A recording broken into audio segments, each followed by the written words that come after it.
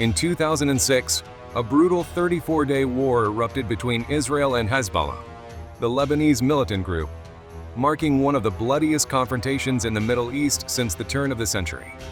This wasn't just a war of rockets and bombs. It was a war of ideologies, proxy powers, and the constant struggle for survival.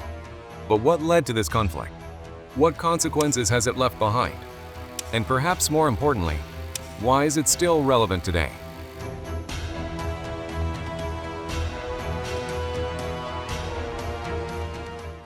The roots of the conflict.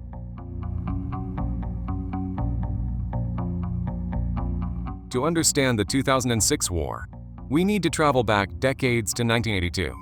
Israel had just invaded southern Lebanon in response to attacks by Palestinian militants based there. But in the chaos of Lebanon's civil war, a new enemy emerged for Israel-Hezbollah. Backed by Iran's Revolutionary Guard and fueled by the ideals of the Islamic Revolution, Hezbollah began as a militia, but quickly grew into one of the most powerful non-state actors in the region.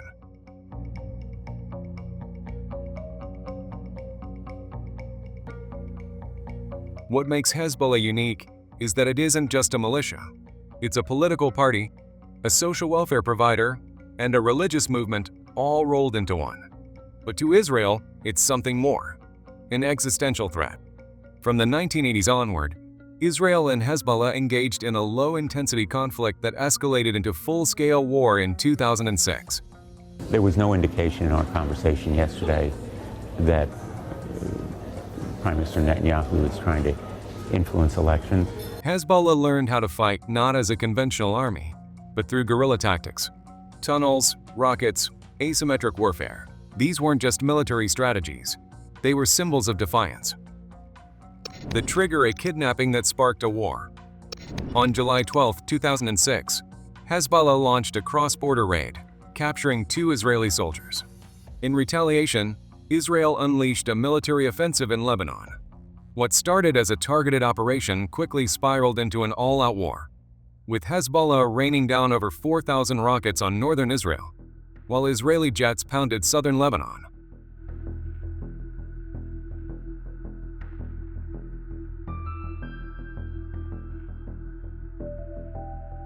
But this wasn't a typical war. Hezbollah wasn't trying to hold territory or engage in direct combat. Instead, they relied on small, mobile units, using tunnels, villages, and civilian infrastructure as cover. On the other hand, Israel's army, one of the most powerful in the region, struggled to counter these unconventional tactics.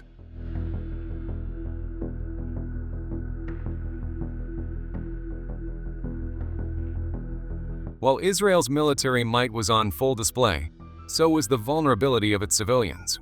Towns and cities in northern Israel were targeted relentlessly. Civilians, including families, spent weeks in underground shelters as the country faced its most intense rocket attacks in history. الجيش الإسرائيلي الذي يقال عنه أنه لا يهزم أثبت أنه هون بعيد الشعب هو في الحضيض. كنا نشوفه يهرب مثل الخراف. Asymmetry, a war like no other. This war wasn't a typical state versus state conflict. It was asymmetrical. On one side, Hezbollah, a non-state actor with guerrilla tactics. On the other, Israel, a conventional military powerhouse. Despite Israel's overwhelming firepower, it struggled to defeat Hezbollah's elusive fighters.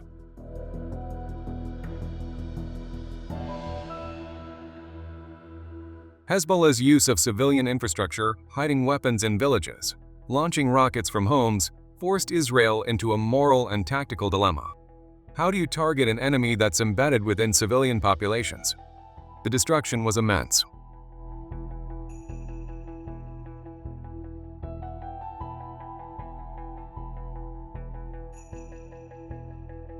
By the war's end, around 1,200 Lebanese, mostly civilians, and 165 Israelis had been killed. Entire neighborhoods in southern Lebanon were reduced to rubble. International dimensions, a proxy war. While this war was fought between Israel and Hezbollah, it was also a proxy for larger geopolitical struggles. Iran's support for Hezbollah, both financially and militarily, was a major factor. Many analysts argue that this was not just a war between Israel and Hezbollah, but a confrontation between Iran and the West, with Hezbollah acting as Iran's proxy in the region.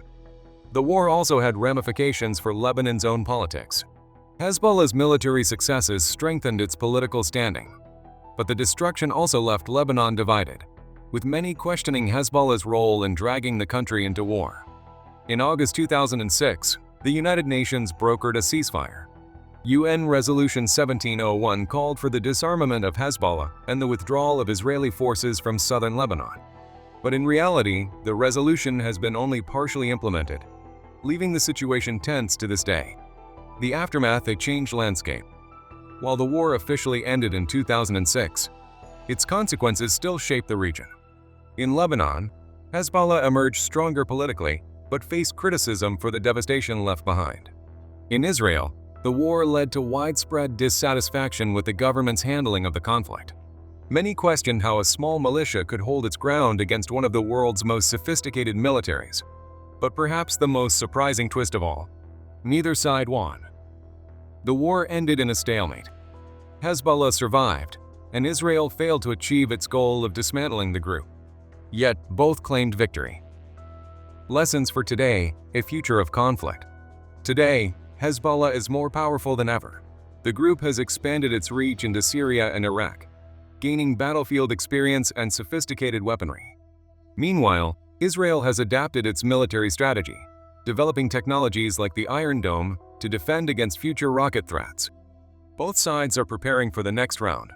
The Israel-Hezbollah conflict of 2006 wasn't the end, it was a prelude to what may come next. And as tensions simmer in the Middle East, this war reminds us of the fragile balance of power, the high stakes, and the human cost of unresolved conflicts. The Israel-Hezbollah War of 2006 wasn't just another battle in the Middle East. It was a turning point, a war that reshaped the region's politics, military strategies, and the lives of millions. As we move forward, we must remember the lessons learned from this conflict and the unresolved tensions that continue to threaten the peace.